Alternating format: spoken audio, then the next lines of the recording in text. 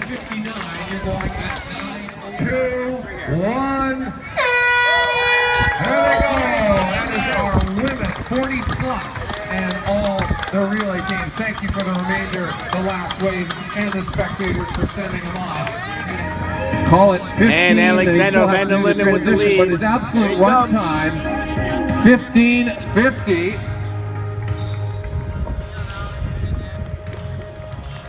Adam Dockstader in second place, just over 16 minutes. So some quick opening 5Ks here in blustery and windy conditions. As I mentioned, Alexander VanderLinden is going to have to make the transition, but his absolute run time under 16 minutes. Here comes Andrew Bolton now in third place. Bolton is going to be about 16:40 for his opening 5K leg. Absolutely, in terms of the time check, I'm timing it right from where... Brian Moore, the duathlon leader. Transitioning, really the fourth event of triathlon, and particularly in short races like this, where races are decided by matters of seconds, the transitions do become very important. Andrew Bolton now making his way towards the mountain line. You'll notice the top athletes will be going with shoes off. Wow, that was close after T2, but getting it on the run, a fast 2.5. Obviously, this plays into your favor here with a strong run at the start, and I guess nobody caught you. Yeah, I don't know, like, I've been working on my swim for so long, like, I think I might have actually been able to get more of a gap on those guys in the swim, especially with the choppy conditions, but yeah, starting out as a duathlete, I pulled on my past experience and remembered the pain and don't want to do another one for another 5 years. So how you feel going into Barrowman, one of the, I guess, the highlight races of the year for you? Yeah, so had some issues like during the middle of the season, so we after Bracebridge pretty much took 3 weeks off almost, just a little bit of light training, and then we kind of switched up how the training was going and changed some things in my nutrition and stuff, so feeling a lot better, looking forward to Barrowman, but wanted to get out here today just to test the body and see how it would respond after some time down, and ran well. Bike was a little slower than I would have hoped, but we didn't really take any rest into this either, so. Yeah, so I know there was an article recently, I guess you're talking about some of your struggles. Yeah. And I know you got some redemption because of bike crashes and whatnot, but you want to put that in the past. Yeah. So, you know, maybe talk about that article. Maybe people can go visit it as well, Triathlon Magazine Canada, and the issues you deal with. Yeah, so I wrote an article a few weeks ago for Triathlon Magazine Canada, and it kind of focused on what we originally found on some blood tests, which was low B12. We did some further testing and found out like my testosterone was through the basement as well, so we've been doing some changes in training for that, so like a lot more short, fast stuff, adding in some like weights, just because there's been some research to show that kind of stuff will boost testosterone. It's definitely a struggle trying to do it legally, like you see a lot of age groupers and like some other people that aren't in the know are just like, oh, why don't you just go get a cream or something. It's like, unfortunately, like, can't do that. Got to do it the long, slow process, but I've been talking to Cody Beals a lot because he went through it as well, so there's a good little support system between coaches and other athletes that have gone through this, so it's been good.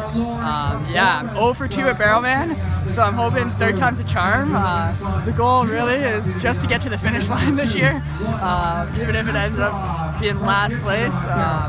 Obviously I have some high expectations, but it should be a really good race with Jack, and I'm not sure who else is racing. I think Mikhail, Jordan, Monik, so and I'm not sure if any US guys are coming up, but it's always a good race between the local guys anyway. So. And I know we're going to try to build some hype going into that race. I believe we're going to have the highest numbers ever there. Nice. Now, for people who are still thinking of signing up, why should they come out and do it? Well, Niagara Falls, that's the #1 reason. I know John and Steve have plugged it so many times, like there is no other run course like it. And also if you're looking to set a fast time, like if the wind's in the right direction in Welland, you can really fly on that that bike. Swim is beautiful, controlled, especially if you're not a strong swimmer. There is the wire along the bottom for a lot of it, so you don't even have to sight. Just an overall great course, great venue, and great job for MultiSport Canada putting it on. So. All right, so hopefully this year I won't be interviewing you before the race is finished, and hopefully out on top. So. Sounds good, thank you. All right, we're here with Nina Sieh, the winner of the Georgina triathlon turned duathlon. So take us through your race today. I know obviously you come from a run background, so did this play into your favor? Yes, a little bit, yeah. I mean, the run was tough, definitely neck to neck with Lauren, who was right behind me, especially caught up with me on the bike. So that made it really tough, but a good challenge in the end, pushed me all the way straight to the end, so that was really nice. Yeah. So your overall season looked like it went pretty well. Now I know before we start recording, and then primarily short course, but is this something you're eyeing longer distances next year?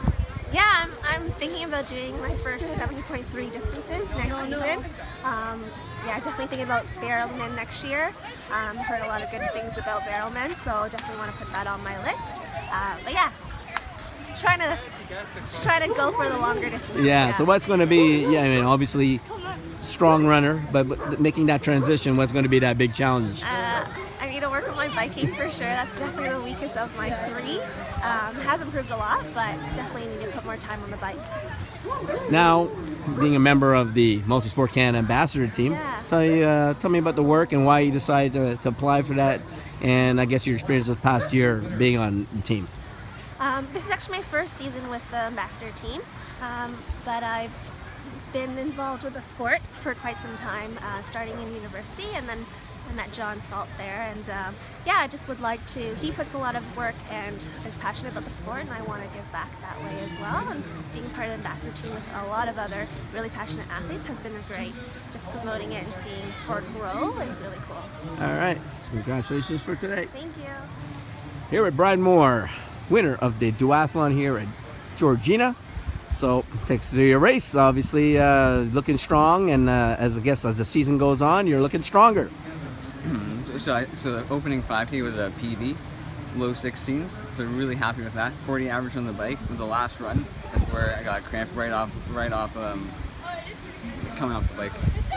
Now, is that because you're doing a lot more running this time around, or just happened? Oh, just bad luck. Just a bad race. Yeah. But the second one's always been my weaker point as well. So I still have to really work on that. Where I can run, so the 5K run as if I'm running a normal 5K, and then bike time trial, but then the last run still, that's where... Still a challenge. Yeah. And I know, you start off the season a little shaky, but as we talked before, we started recording, so all the duathletes checking in on you right now, tell us, how you're feeling stronger these days. So the provincial standard distance duathlon Gravenhurst was the first race of the season, so it was just getting back into it. We're now, so this is my 5th race, and just came back from Edmonton where I came 3rd overall in the sprint duathlon nationals. So really starting to feel strong again, and looking forward to next year. Yeah. So we'll be looking at? We'll be looking at more duathlons next year. You're still going to be more into the cycling. So looking at going to Penticton for World Championships. Not sure if I'll be able to make the elite, but at least go for age group sprint, and potentially go for more U23 road cycling, O Cup. All right. So congratulations for today. We'll look out for you next year.